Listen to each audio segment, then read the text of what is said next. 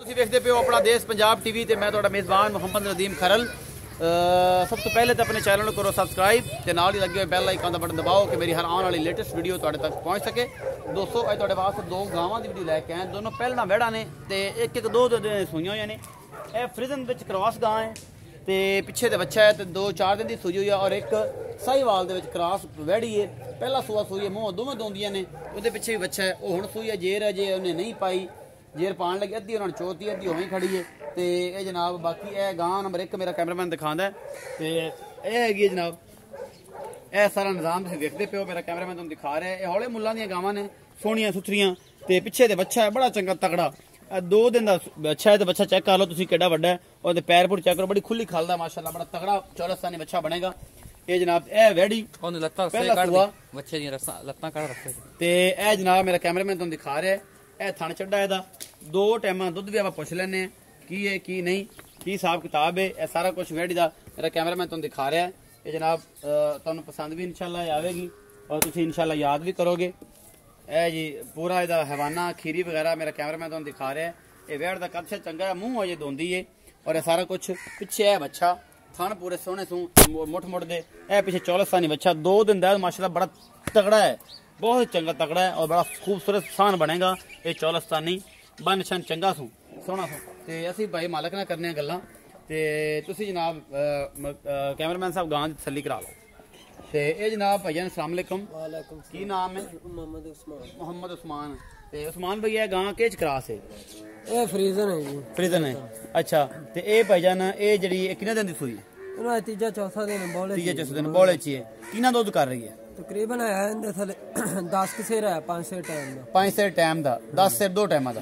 ਤੇ ਕਿੰਨਾ ਕੁ ਦੁੱਧ ਕਰ ਜਾਏਗੀ ਕੀ ਹੈ ਜਾਂਦੀ? 14-15 ਸੇ ਕਰ ਹੀ ਜਾ ਰਹੀ ਆ, ਵੰਡਾ ਪਾਵਾਂਗੇ ਜੀ। 14-15 ਸੇ ਕਰ ਜਾਏਗੀ। ਤੇ ਇਹ ਭਾਈ ਦੱਸਿਆ ਜੇ ਸੋਣਾ ਕਿ ਇਹਦਾ ਜਿਹੜਾ ਮੁਹੱਬਤ ਪਿਆਰ ਵਾਲਾ ਮੁੱਲ? ਮੁਹੱਬਤ ਪਿਆਰ ਵਾਲਾ ਇਹਦਾ 170 ਹੈ। 1,70,000 ਦਾ।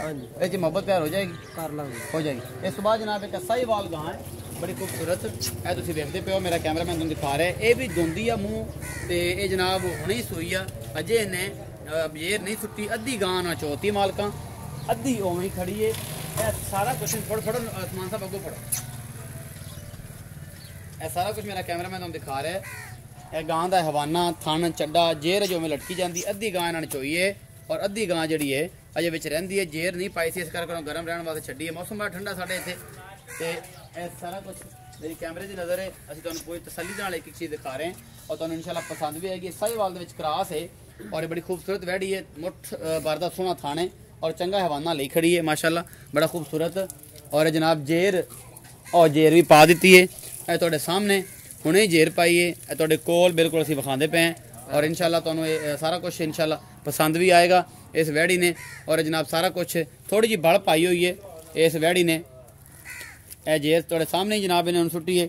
ਅੱਧੀ ਵੈੜੀ ਚੋਈ ਹੋਈ ਹੈ, ਬਲ ਪਾਈ ਹੋਈ ਹੈ ਵੈੜੀ ਨੇ। ਇਹ ਸਾਰਾ ਕੁਝ ਮੇਰੇ ਕੈਮਰਾਮੈਨ ਨੇ ਦਿਖਾਇਆ। ਸਾਹੀਵਾਲ ਦੇ ਵਿੱਚ ਕ੍ਰਾਸ ਹੈ।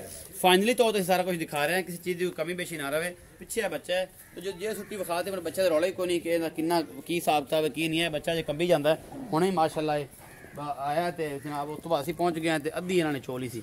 ਅਸਲਾਮ ਅਲੈਕੁਮ। ਅੱਛਾ ਜੀ ਉਸਮਾਨ ਭਾਈ, ਇਹ ਵੈੜੀ ਜਿਹੜੀ ਆ ਇਹ ਸਾਹੀਵਾਲ ਦੇ ਵਿੱਚ ਕ੍ਰਾਸ ਮੈਨੂੰ ਵੀ ਨਜ਼ਰ ਆਉਂਦੀ, ਤੁਹਾਨੂੰ ਵੀ ਇਹੀ ਨਜ਼ਰ ਆਉਂਦੀ? ਹਾਂ ਕ੍ਰਾਸ ਹੈ ਜੀ ਬਿਲਕੁਲ। ਅੱਛਾ, ਇਹ ਕਿੰਨਾ ਕੁ ਦੁੱਧ ਕਰ ਜਾਏਗੀ? ਇਹ ਬੋਲਾ ਚੋਇਆ ਜਾਂਦਾ ਜੀ, ਹੁਣ 8 ਸਿਰ ਚੋਇਆ ਤੇ ਤਕਰੀਬਨ 16-17 ਸਿਰ ਕਰੇ ਦੀ ਜਦੋਂ ਬੰਦਾ ਪਾਵਨੇ। ਹਾਂਜੀ 16-17 ਸਿਰ ਪਹਿਲਣ। ਹਾਂਜੀ ਪਹਿਲਾਂ ਮੂੰਹ ਵੀ ਦੋਂਦੀ ਬਾਲਾ ਸਿਰਾ ਯਾਰ ਵਾਹ ਬਨ ਕੇ ਮਾਰਦੀ। 14 का 13 ਸਿਰ ਸਮਝ ਆਉਂਦੀ, 12 ਮਾਸ਼ਾਅੱਲਾ ਕਰੇ ਦੀ ਬੋਲਾ 12-13 14 ਸਿਰ ਸਮਝ ਆਉਂਦੀ। 16-17 ਗੱਲ ਨਾ ਜਾ ਤੇ 12-13 ਲੀਟਰ ਕਰੇਗੀ ਨਾ। ਹਾਂਜੀ ਹਾਂਜੀ ਮੂੰਹ ਦੋਂਦੀ ਹੈ ਜੀ। ਤੇ ਅਜੇ ਤੱਕ ਜਨਾਬ ਬੜੀ ਖੂਬਸੂਰਤ ਵੈੜੀ ਹੈ, ਤੁਹਾਡੇ ਸਾਹਮਣੇ ਹੀ ਆ। ਇਹਦੇ 'ਚ ਕੋਈ ਕਮੀ ਪੇਸ਼ੀ ਨਹੀਂ ਹੈ। ਇਹਦਾ ਮੁਹੱਬਤ ਪਿਆਰ ਵਾਲਾ ਮੁੱਲ ਕਰ ਯਾਰ। ਮੁਹੱਬਤ ਪਿਆਰ ਇਹਦਾ 160 ਹੈ। 1,60,000 ਇਹਦੇ 'ਚ ਮੁਹੱਬਤ ਪਿਆਰ ਹੋ ਜਾਏਗਾ? ਕਰ ਲਾਂਗੇ, ਹੋ ਜਾਏਗਾ।